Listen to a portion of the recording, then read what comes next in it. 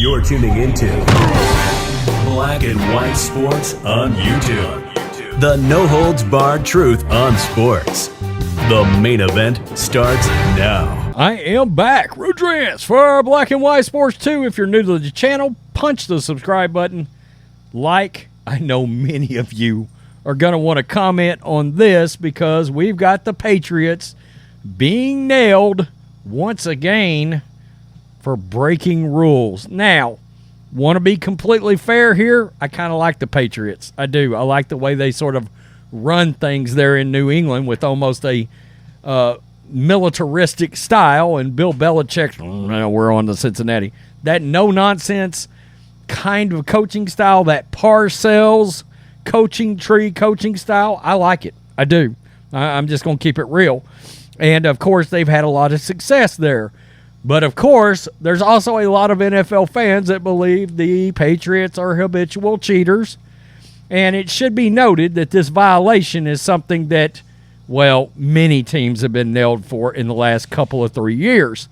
Then the other thing we've got, and I just heard this morning on the pod that Chris Sims put out, but Mac Jones was ranked ahead of Tua Tagovailoa.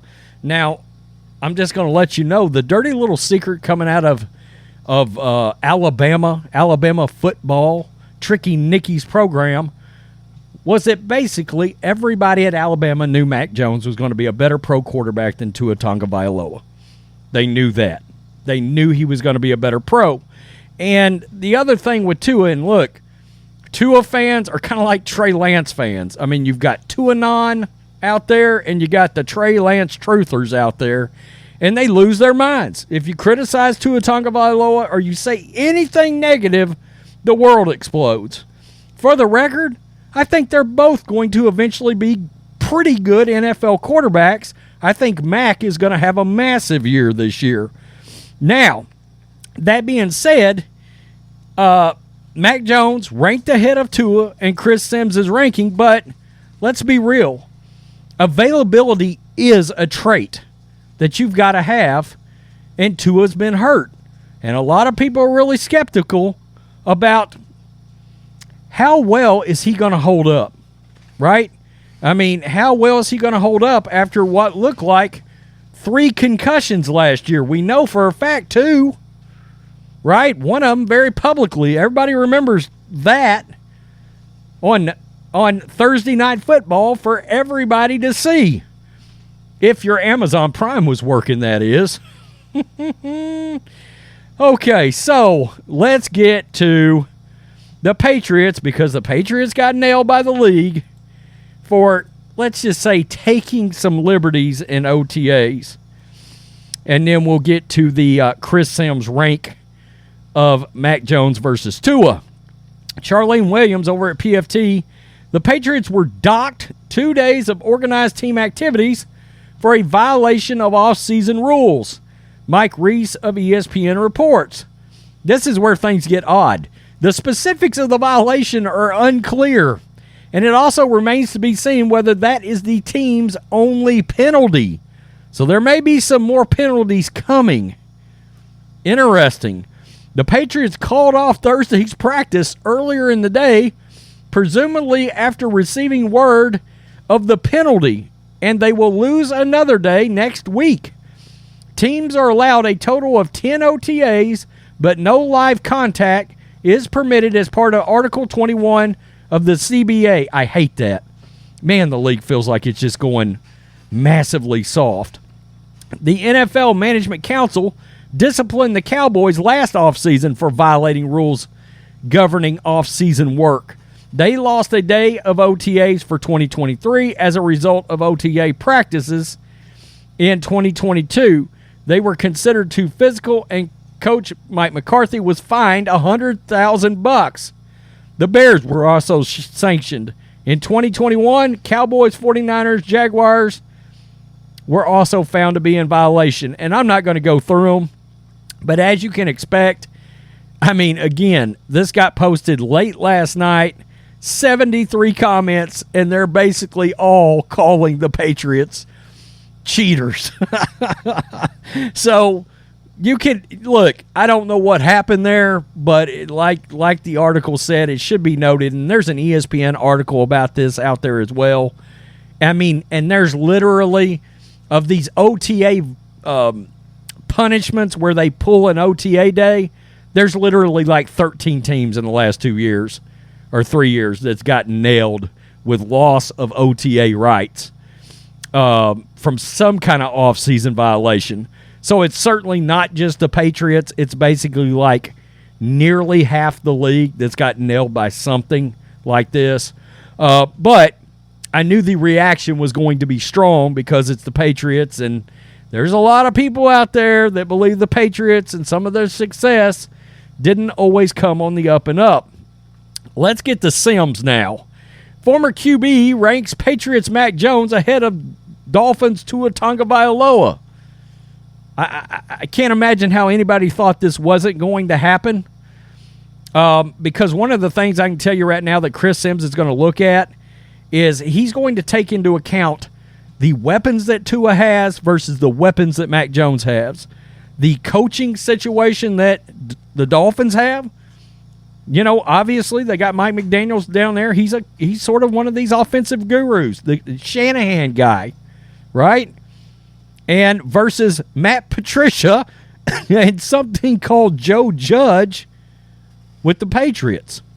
It was a shit show on offense. Billy O'Brien is back now for the Patriots, and I think Mac Jones is going to have a massive year. I do.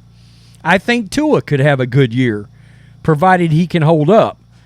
As Darren Hartwell noted for NBC Sports Boston, Sims shared the 2023 QB rankings via NFL on NBC YouTube's page on Wednesday and said he has Tua Tagovailoa of the Miami Dolphins at number 21 overall. Of the handful of signal callers ranked higher than Tua Tagovailoa, Sims put Mac Jones of the Patriots at 20. Quote, there's confidence and shit-talking in Mac Jones. And everybody I hear, Sims explains, he's got incredible leadership skills that way. The durability and that aspect right there was definitely part of the nudge of why I gave him the edge over Tua. He's talking about the missing games part is what knocked Tua down under Mac. Both Jones and Tua Tagovailoa missed time last season. Jones dealt with a reported high ankle sprain, while Tagovailoa suffered at least 2 known concussions and ended the campaign in the league's concussion protocol before he considered retirement this past winter because of concerns related to brain injuries. Tagovailoa's history of physical setbacks goes beyond 2022, but it can't be forgotten he was a MVP candidate when healthy last fall. He was for about the first, I don't know, maybe 6, 7, 8 weeks of the season. According to ESPN stats, he ended the regular season leading the NFL among qualified players with 105.5 passer ratings, 8.9 yards per pass attempt, and he ranked third with a 68.8 adjusted QBR. To compare, Jones was 26th with an 84.8 passer rating, 28th with a 36.1 adjusted QBR, that's not good, and tied for 24th at a 6.8 pass per attempt.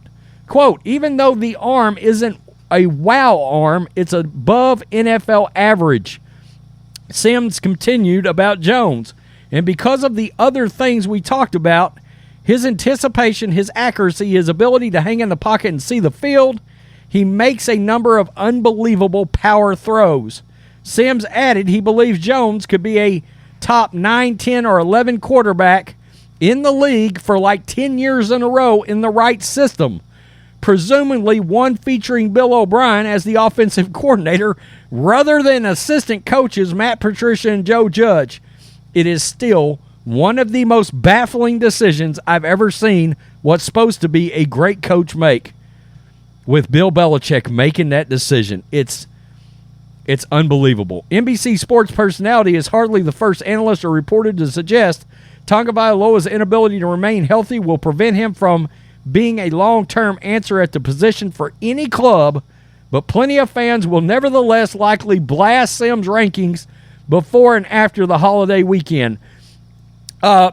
Tuanon will destroy Chris Sims. And he knew it going in. He just flat come out and said, they read a message before he revealed it that said, anything less than 15 and you're getting destroyed. And I'm like, seriously? Is that where you folks are at with Tua Tagovailoa? And I like Tua. But look, he's top 20 backwards, not 15 upwards. We're not there. Again, availability, is your greatest ability. That's where it starts, and then everything else comes after the fact. And you just cannot ignore the shit show that Mac Jones was in last year. I mean, Sims did say one thing that I agreed with. Would Tua have performed as well as Mac Jones under the Patriots situation last year? Just wondering. One team had Tyreek Hill, and the other one had Jacoby Myers. Yeah, and I like Jacoby Myers. I do. I think he'll have a pretty good year with Jimmy G, with the Raiders. But I mean, look, the Dolphins got offensive talent everywhere. The Patriots, their talent looks a lot better right now, but it's not been great, and the coaching on offense was a disaster. You have to take that into account. You have to. And again, people around Alabama knew Mac Jones is going to be a better quarterback than Tua coming out. It was kind of a thing. Now, I would love to wonder, did they know Jalen Hurts was going to be better than both of them? Because none of us saw that coming. None of us. And Jalen is a bad MF now. Plain and simple. Tell me what you think, Black and White Sports 2 supporters. Tuanon will be coming for me in the same way they come after me when it comes to Trey Lance. At least they won't be calling me a racist, I don't think. Who knows? Who cares? Peace. I'm out. Till next time. Thanks for watching the show. Be sure to like, comment, and subscribe. Be sure to tune in next time on Black and White Sports.